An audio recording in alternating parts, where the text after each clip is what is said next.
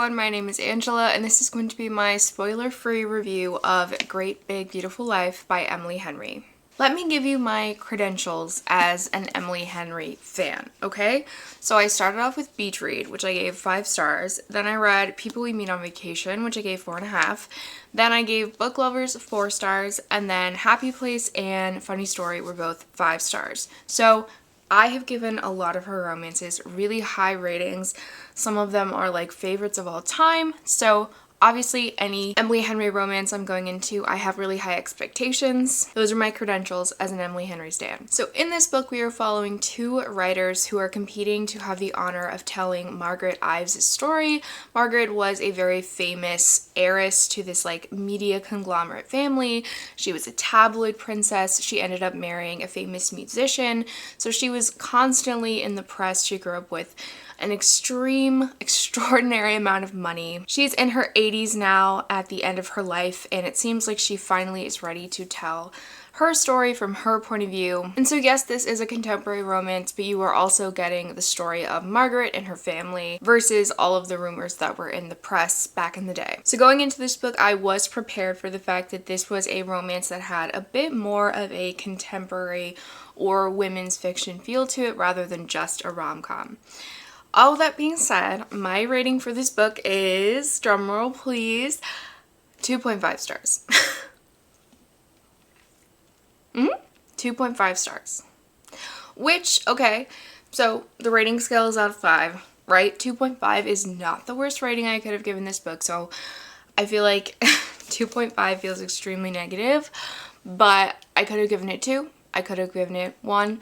So it's definitely a negative review, but it's not the worst. I feel like Emily Henry wanted to write a Taylor Jenkins Reid novel so bad, and her publisher was like, okay, but we still need a romance so it'll sell. And Emily Henry was like, okay, I can do that. And then she somehow managed to not write a very good historical fiction story, and she managed to not write a very good romance. And then we smushed them together, and that's this book. Margaret Ives, the tabloid princess that these characters are interviewing, is not very interesting.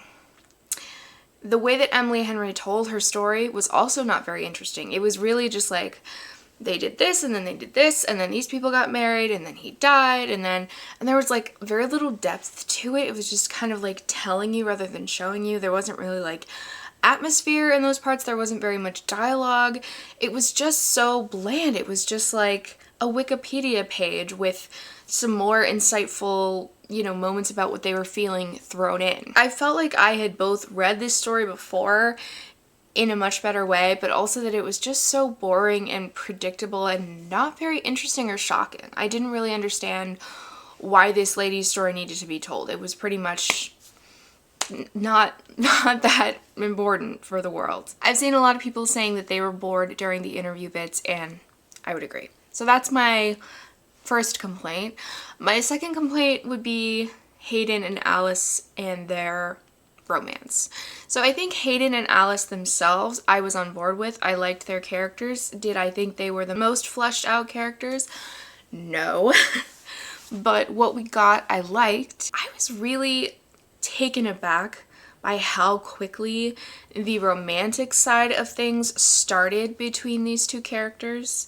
And I was also really taken aback by how few scenes that they had together, how little time they spent together. I mean, the whole story takes place over like, I would say at most like a month and 2 weeks. I think it's about a month and a week, like most accurately. And the point at which the L word is thrown around, the point at which like it feels like the stakes are so high, and I feel like I've barely seen these 2 characters interact, barely seen their connection. It was just so flat and so lackluster, and I was like kind of perplexed. I was reading the book, and in my mind I was like, this is an Emily Henry romance? What is going on? But it really just felt like The 7 Husbands of Evelyn Hugo watered down with a different twist and a romance between the 2 journalists that were interviewing her. And I don't know, I don't really have much good to say about it. I think Emily Henry's prose is still good, and I think better than the majority of contemporary romance writers out there today. I mean, I guess that's a huge compliment, but we already know that about Emily Henry, so I'm expecting the plot and the pacing and the character work to be superb as well. And it wasn't. Even though I was bored, I did manage to get through this in 2 days, so I guess that is saying something. I would read a historical fiction novel written by Emily Henry, but the way that the historical fiction parts of the story were told was so much like telling and not showing, and it was just so boring. That's really the key word here, boring. So if she were to write a historical fiction novel in a more traditional way, I would read it, but that's not what this was. And so, as other reviewers have said and are saying, like, neither the journalistic part nor the romance were really that well done for me as a reader. So that is disappointing. I obviously wanted to love this book. I paid like $30 for it. I don't have like a burning hatred of this book. I don't have like a passion and where I, want to scream at everyone that this was so bad and I hated it and I don't want anyone to read it. It's just that I really was quite disappointed, bored at parts, perplexed by the pacing and how little time the characters spent together, how little development they got, and how bland the actual journalistic side of things was. So unfortunately, Emily Henry was right in saying that this is not going to be for everyone.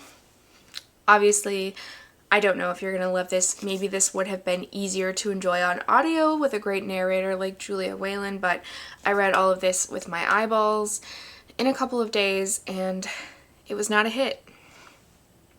That is my review. Thank you so much for watching. Feel free to tell me your thoughts on this book or your Emily Henry ranking or a book like this that you think is better and more well done. Don't forget to subscribe if you want to see more bookish content from me, and I hope you have a lovely week.